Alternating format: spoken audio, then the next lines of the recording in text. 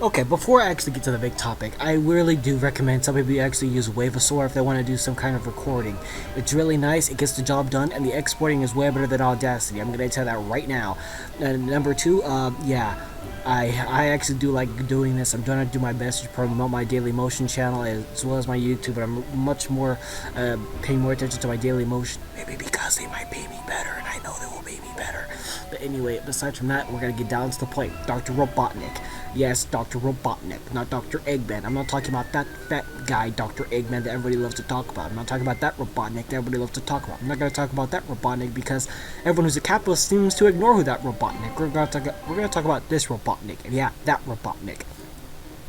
The Robotnik that everyone seems to take as a joke. But honestly, if you go back and rewatch The Adventures of Sonic the Hedgehog, this Robotnik seems to be the only one that can actually find out who has the most complicated backstory, who actually seems to, you know, have kind of a sympathetic backstory that actually goes out and points out who he is. Okay, for anyone who doesn't really know about Dr. Robotnik, I'm going to talk about him in this one single video, in this one video alone, because everyone else, people only know him because of, well, YouTube poop and really, really awkward and bad reviews of Adventures of Sonic the Hedgehog, and I'm one of those people who talked bad about him and the fat suit. However, before I actually get about talking to him, whoever's seen the last episode of, you know what, I don't have that kind of time.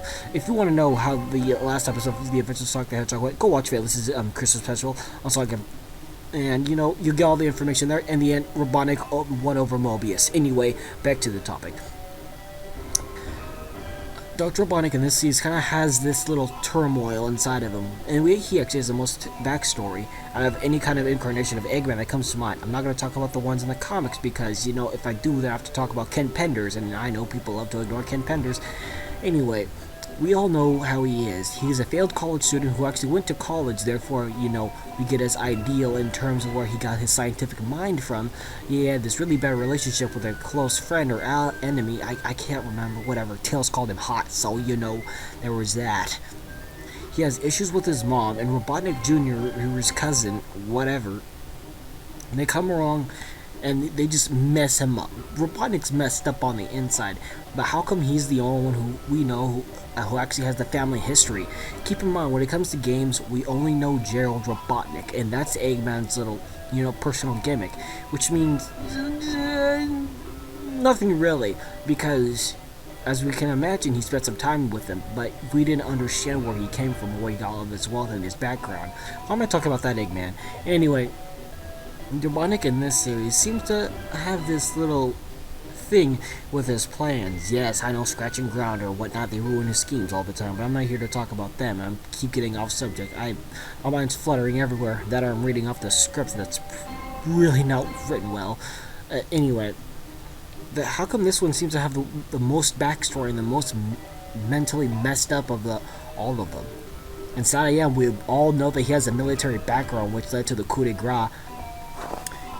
And in the adventure series of Sonic the Hedgehog, we know that he has this mental issues with his mom and how she raised him and how he sees the world thanks to his mom's abusive nature, who pretty much mentally messed him up. You know, why do you think he actually has all these insults? He doesn't get him by the way he is. Even in college, when his life seemed to be on a new way, or university, when his life is in his way, there were still people out there who were messing him up. Keep in mind, not all people are born evil, and they all have an alternative motive. But when you go back to it and you rewatch The Adventures of Sonic the Hedgehog, Robotnik actually has the most reasonable reason why he sees the world in the way he does. And overall, it's something different. I'm not gonna lie. His ideas of world domination can easily come from how his mom and everyone else perceived to see him. And his lust for actually getting and making more material is, you know, enforces that belief. Though in the end, he did win in Adventures of Sonic the Hedgehog, and let's not forget that's the only series that actually told us the abilities of the Chaos Emeralds, but, you know, everyone likes to ignore that. So overall, my biggest question is, why is this one the most forgotten? And I know people are going to say the memes or the jokes or everything, but how come he has the most developed background out of everyone else? We know his family life. We know why people mess with him. We know what drove him to actually go out for world conquest, and we know that he took over the world by the end of Adventures. So, again, why does he have the most concrete background and not a lot of people talk about him? You know, in terms of serious conversation. I know in Adventures that's kind of the easy to go topic to not talk about, but in reality, when it comes to backstory, it seems that this Robotnik has the most backstory of the bunch. And I'm going to talk about Underground here because I know people like to ignore Underground Robotnik. But, you know, Robotnik was pretty much paid by the wealthy elite. You know, the capitalists, the rich. I notice how anyone who loves capitalism tend to ignore this Robotnik because, let's face it, they funded him. There's a reason why they weren't roboticized and everyone else was. Then again, Sonic Underground is actually a cartoon that actually points out the structural differences between the wealthy elite, the middle class, and the lower class. Why do you think Sonic, Manic, and Sonia are all raised in different kind of class structures? I mean, it's like they did that on accident or purpose. Then again, this cartoon was also written by Ben Hurst.